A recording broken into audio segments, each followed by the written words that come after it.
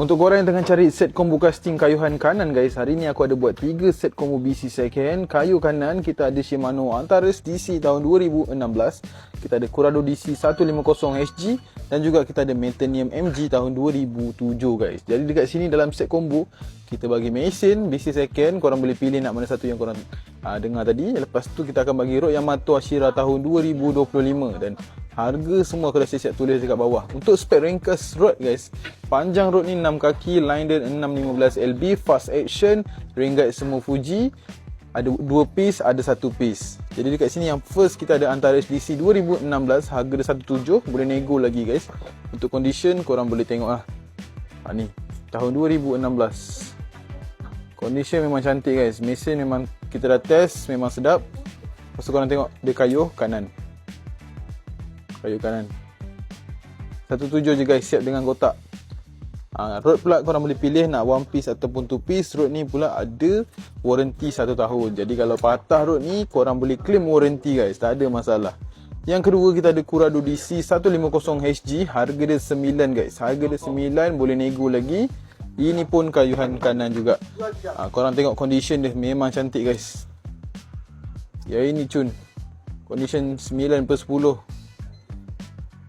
Memang lawa gila guys. Korang try dulu datang kedai, rasa daripada depan kayu memang smooth. Nampak tu, siap tali dan kotak. Harga dia 9 saja, boleh discount lagi. Siap dengan rod guys harga tu. Dan last sekali kita ada Metanium MG tahun 2007, harga dia 8, boleh nego lagi. 8 rad boleh nego. Rod pun korang boleh pilih nak one piece ataupun two piece. Untuk condition mesin korang tengok tahun 2007 punya mesin, ratio 6:1. Yang Curado DC tu ratio dia ratio 7 guys. 7:41, 7:31 macam tu.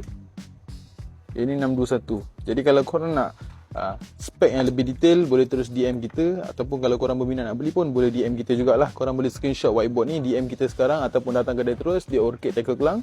So macam biasa kalau korang berminat korang roger je. Wah lucu. Ada lagi. Kanan. Kanan jauh.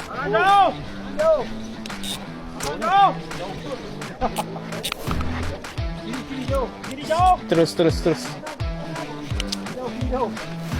Break.